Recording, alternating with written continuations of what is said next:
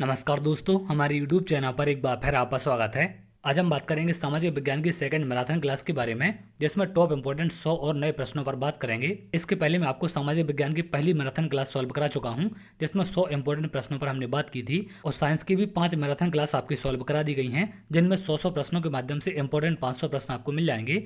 उन सब का लिंक आपको नीचे मिल जाएगा। एमपीटेट वर्ग 3 चयन परीक्षा 2025 के नाम से प्लेलिस्ट है, उसका लिंक नीचे डिस्क्रिप्शन में है, तो वहां पर जाकर तमाम वीडियो आप देख सकते हैं। इसके साथ साथ इन सब के पीडीएफ एप्लीकेशन पर शेयर किए जा रहे हैं, तो धीरे धीरे करके इनके पीडीएफ आपको एप्लीकेशन पर मिल जाएंगे। तो स्टडी मटेरियल्स में जाकर सारी चीज़ें आप देख सकते हैं। वहाँ पर कुछ और इंपॉर्टेंट नोट्स आपको मिल जाएंगे जो एग्जाम में आपकी हेल्प करेंगे। तो चलिए बात करते हैं आज के इंपॉर्टेंट 100 प्रश्नों के बारे में। सबसे पहला प्रश्न है, मोहनजोदड़ो को अन्य किस नाम से भी जाना जाता है? तो इसे क्या कहते हैं? मृतकों का टीला। ये मोस्ट इंपॉर्टेंट है। हड़प्पा सभ्यता की खोज किस वर्ष हुई थी? 1921 ईस्वी में। इसको आप ध्यान रखेंगे। अगला है, प्रसिद्ध 10 राजाओं का युद्ध 10 राजन युद्ध किस नदी के तट पर लड़ा गया था? पुरुषणी नदी के तट पर। ये मोस्ट इंपोर्टेंट क्वेश्चन है आपका। अगला है, कनिष्क के शासनकाल में चतुर्थ बौद्ध संगीति सभा किस नगर में आयोजित की गई थी? तो यहाँ पर चतुर्थ बौद्ध संगीति की बात की जा रही है। ये कुंडल वन कश्मीर में हुई थी आपकी कनिष्क के शासनकाल में। इसको आप ध्यान रखेंगे। अगला प्रश्न है, नंद वंश का संस्थापक कौन था? महापद्मनंद इसके संस्थापक थे। मगध की प्रथम राजधानी कौन सी थी? गिरिब्रज या फिर राजगृह, ये इनकी पहली राजधानी थी। अगले प्रश्न पर आते हैं। अगला है, वह व्यक्ति कौन है जिसका नाम देवानाम प्रियदर्शी भी था? तो मौर्य सम्राट अशोक का नाम था देवानाम प्रियदर्शी। इसको आप ध्यान रखेंगे। सांची किस कला और मूर्ति कला का निरूपण करता है? तो सांची किस कला से संबंधित है? आपका बौद्ध धर्म से। अगले प्रश्न पर आते हैं। अगला प्रश्न है, फायान किसके शासनकाल में भारत आया था? ये चंद्रगुप्त द्वितीय के शासनकाल में भारत आया था। भारतीय संस्कृति का स्वर्ण युग कहा जाता है, तो स्वर्ण युग किसे कहा जाता है? गुप्त काल को। मोस्ट इंपोर्टेंट क्वेश्चन है आपका। अगला है, चालुक्य राजा पुलकेशिन द्वितीय को किसने पराजित किया था? नरसिंह वर्मन प्रथम ने। किस विदेशी यात्री ने भारत का दौरा सबसे पहले किया था? यूनानी राजदूत थे मेगस्थनीज ने। ये चंद्रगुप्त मौर्य के शासनकाल में भारत आए थे। ये सबसे पहले विदेशी यात्री थे जिन्होंने भारत का दौरा किया था। अगले प्रश्न पर आते हैं। अगला प्रश्न है, किस मंदिर को काला पैगोडा के नाम से भी जाना जाता है? कोणार्क के सूर्य मंदिर को। ये कहाँ पर है? आपका उड़ीसा में। तो इन सब बातों को आप ध्यान रखेंगे। चंद्रावर का युद्ध ये कब हुआ था? आपका 1194 ईस्वी में। ये किसके मध्य हुआ था? जयचंद्र और मोहम्मद गौरी के बीच। तो इन तमाम बातों को आपको ध्यान रखना है। इस युद्ध का सन भी आप ध्यान रखेंगे, क्योंकि सन पर भी क्वेश्चन आपके पूछे जाते हैं। चोल साम्राज्य का संस्थापक कौन था? विजयालय चोल। ये भी इंपॉर्टेंट क्वेश्चन है आपका। लाख बख्श के नाम से जाने जाने वाले भारतीय शासक कौन था? तो लाख बख्श के नाम से किसे जाना जाता था? कुतुबुद्दीन ऐबक को। मोस्ट इंपोर्टेंट क्वेश्चन है। अगला है, किसने इक्तादारी प्रथा चलाई थी? इल्तुतमिश ने। विजयनगर किस नदी के तट पर स्थित है? तो विजयनगर आपका कहाँ पर है? तुंगभद्रा नदी के तट पर। अगला है, चार मीनार का निर्माण किसने कराया था? कुली कुतुब शाह ने। अद्वैतवाद के सिद्धांत के प्रतिपादक कौन थे? आदि शंकराचार्य। ये भी इंपॉर्टेंट क्वेश्चन है। अगला है, दीन इलाही नामक नया धर्म किसके द्वारा शुरू किया गया था? तो दीन इलाही किसने स्टार्ट किया था? अकबर ने। अगले प्रश्न पर आते हैं। अगला प्रश्न है, मुगल चित्रकारी ने किसके शासनकाल में चरमोत्कर्ष प्राप्त किया था? तो यहाँ पर चित्रकारी की बात की जा रही है, तो जहांगीर के शासनकाल में। शिवाजी ने मुगलों को किस संधि के द्वारा किलों को हस्तांतरित किया था? पुरंदर की संधि के द्वारा। 11 जून 1665 को हुई थी। इसकी डेट भी आप ध्यान रखेंगे। अगले प्रश्न पर आते हैं। अगला प्रश्न है, प्रसिद्ध चेतक घोड़ा किससे संबंधित है? तो चेतक घोड़ा आपका किसके संबंधित है? राणा प्रताप से इनका घोड़ा था। किसने भारत के अंग्रेजी उपनिवेशक नियंत्रण की आलोचना में अनब्रिटिश पदावली का उपयोग किया था? तो अनब्रिटिश शब्द का किसने उपयोग किया था? दादा भाई नौरोजी ने। डचों ने अपनी पहली फैक्ट्री 1605 ईस्वी में कहाँ स्थापित की थी? मसूलीपट्टम में। कब स्थापित की थी? 1605 में। इसको आप ध्यान रखेंगे। और ये किसने स्थापित की थी? डचों ने। अगले प्रश्न पर आते हैं। अगला है, 15 अगस्त 1947 के बाद भारत का कौन सा भाग पुर्तगाल के अधीन बना रहा? तो 15 अगस्त 1947 के बाद कौन सा भाग पुर्तगाल के अधीन में था? गोवा। 1961 में ऑपरेशन विजय के माध्यम से सैन्य कार्रवाई करके भारत ने इसे अपने कब्जे में लिया था। तो इन सब बातों को आप ध्यान रखेंगे। अगला प्रश्न है, आधुनिक भारत में हिंदू धर्म में पहला सुधार आंदोलन कौन सा था? ब्रह्म समाज। वर्ष 1829 ईस्वी में सती प्रथा का उन्मूलन किसके द्वारा किया गया था? लॉर्ड विलियम बेंटिक के द्वारा। इनके सन को आप ध्यान रखेंगे, 1829। अगले प्रश्न पर आते हैं। अगला प्रश्न है, भारत में दास प्रथा को कब अवैध घोषित किया गया था? तो दास प्रथा को अवैध घोषित कब किया गया था? 1843 में। बारदोली सत्याग्रह 1928 का नेतृत्व किसने किया था? बारदोली सत्याग्रह कब हुआ था आपका? 1928 में वल्लभ भाई पटेल ने। इसी आंदोलन के नेतृत्व के चलते वल्लभ भाई पटेल को सरदार की उपाधि भी दी गई थी, इसको भी आप ध्यान रखेंगे। अगले प्रश्न पर आते हैं। अगला प्रश्न है, रानी लक्ष्मीबाई का मूल नाम क्या था? मणिकर्णिका। स्थायी भूमि बंदोबस्त किसने शुरू किया था? लॉर्ड कॉर्नवालिस ने। ये मोस्ट इंपोर्टेंट है, 1793 में। ये कई बार क्वेश्चन आपका एग्जाम में पूछा गया है। अगला है, वर्ष 1905 के बंगाल विभाजन के समय वायसराय कौन था? Lord Curzon. भारत में गर्म दलीय आंदोलन का पिता किसे कहा जाता है? तो गर्म दलीय आंदोलन का पिता किसे कहा जाता है? बाल गंगाधर तिलक को। कांग्रेस का 1929 का अधिवेशन जिसमें पूर्ण स्वराज्य का लक्ष्य घोषित किया गया था, कहां पर हुआ था? ये लाहौर अधिवेशन में हुआ था आपका, जिसमें पूर्ण स्वराज्य का लक्ष्य रखा गया था। 1929 का अधिवेशन था। अगले प्रश्न पर आते हैं। अगला है, नमक सत्याग्रह किस वर्ष प्रारंभ हुआ था?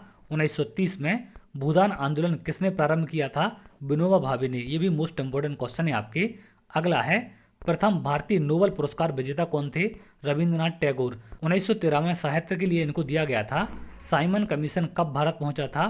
3 फरवरी 1928 को। इसका सन आप ध्यान रखेंगे, क्योंकि अधिकांश बार एग्जाम में सन पूछा जाता है, तो 1928 इसका सन होगा। अगला है, चीनी क्रांति का नेता कौन था? सन यात सेन। ये मोस्ट इंपोर्टेंट क्वेश्चन है आपका। यूरोप का मरीज किसे कहा जाता है? तुर्की को। अगले प्रश्न पर आते हैं। अगला प्रश्न है, फॉसिज्म का जनक किसे माना जाता है? मुसोलिनी को। भारत का सबसे दक्षिणतम बिंदु कौन सा आपका? इंदिरा पॉइंट। अगले प्रश्न पर आते हैं।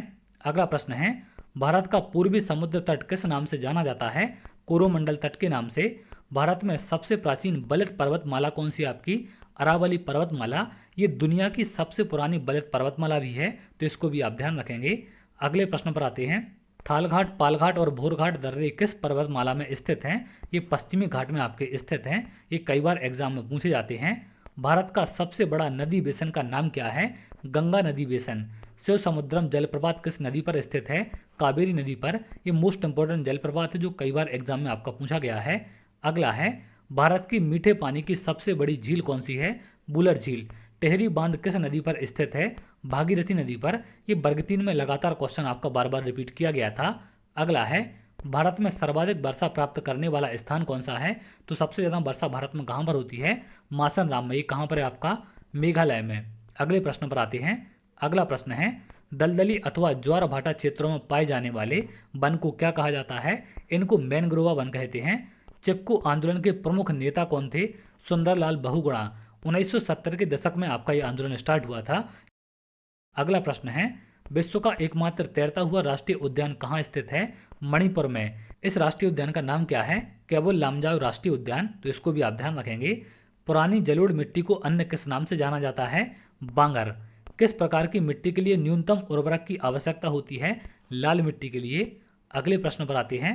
अगला है, नीली क्रांति किससे संबंधित है? ये मत्स्य उत्पादन से आपकी संबंधित है। भारत का प्रथम परमाणु ऊर्जा उत्पादन केंद्र कहाँ पर है? तारापुर। तारापुर कहाँ पर है आपका? महाराष्ट्र में। अगला प्रश्न है, दुर्गापुर लौह इस्पात संयंत्र किस देश के सहयोग से स्थापित किया गया था? ब्रिटेन के सहयोग से। अगले प्रश्न पर आते हैं। भारत के किस राज्य में महिलाओं की संख्या पुरुषों से अधिक है? तो केरल में आपके 1000 पुरुषों पर 1084 महिलाएं हैं। भूगोल का जनक किसे कहा जाता है? हेकेटियस को। मोस्ट इंपोर्टेंट क्वेश्चन है आपका। अगला प्रश्न है, ग्रहों की गति के नियम किसने प्रतिपादित किए थे? केपलर ने। किस परत को बेरिमफियर कहा जाता है? पृथ्वी की सबसे आंतरिक परत होती है, उसको बेरिमफियर कहा जाता है। इसको आप ध्यान रखेंगे, मोस्ट इंपोर्टेंट है। अगला है, कौन सा महाद्वीप द्वीपीय महाद्वीप के नाम से भी जाना जाता है? तो ऑस्ट्रेलिया महाद्वीप को क्या कहते हैं? द्वीपीय महाद्वीप भी कहा जाता है। अगला प्रश्न है, दोनों ध्रुवों को जोड़ने वाली वह काल्पनिक रेखा जो भूमध्य रेखा को समकोण पर प्रतिच्छेद करती है क्या कहलाती है? इनको देशांतर रेखाएं कहते हैं। अगला प्रश्न है, किस द्वीप को अग्नि द्वीप के नाम से भी जाना जाता है? आइसलैंड को। धरातल के सर्वाधिक भाग पर किस चट्टान का विस्तार पाया जाता है? तो धरातल पर सबसे ज्यादा कौन सी चट्टानें पाई जाती हैं आपकी? अवसादी चट्टान का। अगला है, प्रशांत महासागर के चारों तरफ स्थित ज्वालामुखी की पेटी को क्या कहा जाता है? Ring of fire. Most important है, कई बार आपका क्वेश्चन पूछा गया है। ऐसा भी पूछ लेते हैं कि रिंग ऑफ फायर कहाँ पर स्थित है? तो ये प्रशांत महासागर में है। विश्व की सबसे लंबी पर्वतमाला कौन सी आपकी? एंडीज। मोस्ट इंपोर्टेंट क्वेश्चन है। अगला है, पनामा नहर किन दो महासागरों को जोड़ती है? प्रशांत महासागर और अटलांटिक महासागर को डोल्ड्रम क्षेत्र की विशेषता क्या होती है? निम्न दाब और बिल्कुल शांत पवन वहां पर होती है, तो इसको डोल्ड्रम क्षेत्र कहा जाता है, ये इसकी क्वालिटी है। अगला है, कौन सी महासागरीय जलधारा यूरोप का गर्म कंबल के नाम से लोकप्रिय है? तो यूरोप का गर्म कंबल कौन सी जलधारा कहलाती है? आपकी गल्फ स्ट्रीम जलधारा मोस्ट इंपोर्टेंट है। महासागरीय जल की सर्वाधिक लवणता कहाँ पाई जाती है? 35 डिग्री अक्षांश के निकट सबसे ज्यादा आपकी लवणता पाई जाती है। अगला प्रश्न है, पाक जल संधि किन दो देशों को अलग करती है? तो इसका नाम तो पाक जल संधि है, तो इससे आपको कंफ्यूज नहीं होना है। ये भारत और श्रीलंका को अलग करती है। यहाँ पर बहुत सारे लोग कंफ्यूज हो जाते हैं, तो इस बात को आप ध्यान रखेंगे। इसका नाम पाक जल संधि है, लेकिन ये भारत और श्रीलंका को अलग करती है। अप्रत्यक्ष उच्च ज्वार उत्पन्न होने का कारण क्या है? पृथ्वी का अपकेंद्रीय बल मोस्ट इंपोर्टेंट है। अगला है, थोरियम का सबसे अधिक भंडार कहाँ पाया जाता है? भारत में। ट्रक फार्मिंग का अभिप्राय क्या है? तो ट्रक फार्मिंग आपकी बागवानी कृषि से संबंधित होती है। अगला प्रश्न है, मिलीजुली खेती से क्या तात्पर्य है? पशुपालन और कृषि साथ साथ करना आपकी मिलीजुली खेती कहलाती है। अगला है, मानचित्र पर दूरियों को मापने के लिए किस यंत्र का उपयोग किया जाता है? ओपिसोमीटर मोस्ट इंपोर्टेंट है, इससे मानचित्र पर दूरियां मापी जाती हैं। मॉन्टेस्क्यू चेम्सफोर्ड सुधार में प्रावधानों का सार क्या था? प्रांतों में दोहरा शासन इसमें किया गया था। मोस्ट इंपोर्टेंट क्वेश्चन है आपका। अगला है, भारतीय संविधान में संसदीय व्यवस्था को किस देश के संविधान के समान रखा गया है? तो संसदीय व्यवस्था किस देश के समान है? यहाँ पर ब्रिटेन के। राज्य पुनर्गठन आयोग का गठन किस वर्ष किया गया था? 1953 में। मोस्ट इंपोर्टेंट क्वेश्चन है। अगला है, संसद के किस सदन को प्रतिनिधि सभा भी कहा जाता है? लोकसभा को क्या कहते हैं? प्रतिनिधि सभा के नाम से भी जाना जाता है। अगला प्रश्न है, राष्ट्रपति पद के निर्वाचन हेतु कौन सी पद्धति अपनाई जाती है? तो चुनाव किस पद्धति से किया जाता है राष्ट्रपति का? समानुपातिक प्रतिनिधित्व एवं एकल संक्रमणीय मत पद्धति, इसको आप ध्यान रखेंगे, मोस्ट इंपोर्टेंट है। अगला प्रश्न है, लोकसभा और राज्यसभा में गणपूर्ति संख्या कितनी है? कुल सदस्य संख्या का 1/10 होना चाहिए, लेकिन अगर हम मिनिमम की बात करें तो लोकसभा में मिनिमम 55 होना चाहिए और राज्यसभा में मिनिमम आपका 25, और कुल सदस्य संख्या का 1/10 कम से कम होना चाहिए। भारत के किस मुख्य न्यायाधीश ने राष्ट्रपति के रूप में काम किया है? तो जस्टिस एम हिदायतुल्ला थे, जिन्होंने राष्ट्रपति के रूप में भी काम किया है। अगले प्रश्न पर आते हैं। अगला प्रश्न है, योजना आयोग की स्थापना कब हुई थी?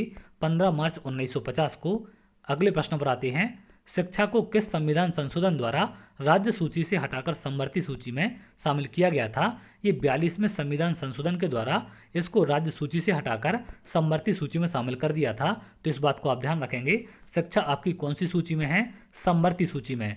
अगला प्रश्न है, संविधान की 11वीं अनुसूची में सम्मिलित हैं पंचायतों की शक्तियां, अधिकार एवं उनके कर्तव्य शामिल हैं। इसमें कुल आपके 29 विषय हैं, तो 11वीं अनुसूची को आप ध्यान रखेंगे। अगले प्रश्न पर आते हैं, भारतीय अर्थव्यवस्था के उदारीकरण का अग्रदूत किसे कहा जाता है? मोस्ट इंपोर्टेंट है, डॉक्टर मनमोहन सिंह को इनको उदारीकरण का अग्रदूत भी कहा जाता है। अल्पकालिक सरकारी प्रतिभूति पत्र को क्या कहा जाता है? जो अल्पकालिक आपके सरकारी प्रतिभूतियां होती हैं, इनको ट्रेजरी बिल के नाम से जाना जाता है। कई बार क्वेश्चन आपका एग्जाम में पूछा गया। अगला है, सरकारीय समिति किस विषय वस्तु से संबंधित थी? केंद्र राज्य संबंध से। 1 रुपए के नोट पर हस्ताक्षर होते हैं, तो 1 रुपए के नोट पर किसके दस्तखत होते हैं? वित्त मंत्रालय के सचिव के। बाकी नोटों पर आरबीआई गवर्नर के होते हैं, तो इन सब बातों को भी आप ध्यान रखेंगे। अगला प्रश्न है, भारत में प्रचलन बेरोजगारी सामान्यतः दिखाई देती है किस क्षेत्र में? कृषि क्षेत्र में। कपास की खेती किस आर्थिक गतिविधि के क्षेत्र के अंतर्गत आती है? तो खेती आपके किसके अंतर्गत आती है? प्राथमिक क्षेत्र के। यहाँ पर कपास की खेती की बात की जा रही है। अगला प्रश्न है, भारत चीन और बाद में भारत पाकिस्तान युद्ध के कारण कौन सी पंचवर्षीय योजना विफल रही थी? तीसरी पंचवर्षीय योजना। अगले प्रश्न पर आते हैं। अगला प्रश्न है, संयुक्त राष्ट्र संगठन यूएनओ का मुख्यालय कहाँ स्थित है? न्यूयॉर्क में। इसकी स्थापना कब हुई थी? 24 अक्टूबर 1945 को, तो इसको आप ध्यान रखेंगे, ये मोस्ट इंपोर्टेंट है, कई बार क्वेश्चन आपको पूछा जाता है। भारतीय वन्य जीव अनुसंधान संस्थान कहाँ पर है आपका? देहरादून में। अगला प्रश्न है, लाल ग्रह के नाम से कौन सा ग्रह जाना जाता है? मंगल ग्रह को। आयरन ऑक्साइड के कारण इसका रंग लाल दिखाई देता है, तो इसके कारण को भी आप ध्यान रखेंगे। तो ये थे आज के टॉप इंपोर्टेंट 100 क्वेश्चन, जिनसे एग्जाम में क्वेश्चन आपके आ सकते हैं। इसी प्रकार के और भी लगातार आगे आपको मैराथन क्लास मिलेगी, तो लगातार आप लोग इन सबको देखते रहें। इसके अलावा जितना भी आपको समय मिलता है, अपनी तैयारी को आप लोग बनाकर रखें। इसका पीडीएफ मैं आपको एप्लीकेशन पर शेयर कर दूंगा, तो स्टडी मटेरियल्स में सामाजिक विज्ञान के फोल्डर में आपको सारे पीडीएफ मिल जाएंगे, जो भी यहाँ पर वीडियो अपलोड होंगे, तो धीरे धीरे उनके पीडीएफ वहाँ पर आपको देखने मिलेंगे। अभी साइंस के पीडीएफ अपलोड कर दिए गए हैं, तो साइंस के पीडीएफ भी जाकर आप देख सकते हैं। एप्लीकेशन का लिंक आपको वीडियो के डिस्क्रिप्शन में मिल जाएगा। इसके अलावा टेलीग्राम और व्हाट्सएप चैनल भी आप ज्वाइन कर सकते हैं, जिससे और सारे अपडेट आपको मिल सकें। उनका लिंक भी वीडियो के डिस्क्रिप्शन में है। तो चलिए, अगर आप ऐसी वीडियो चाहते हैं तो हमारे चैनल के साथ जुड़ सकते हैं, जिससे और भी इंपॉर्टेंट वीडियो आपको मिल सके।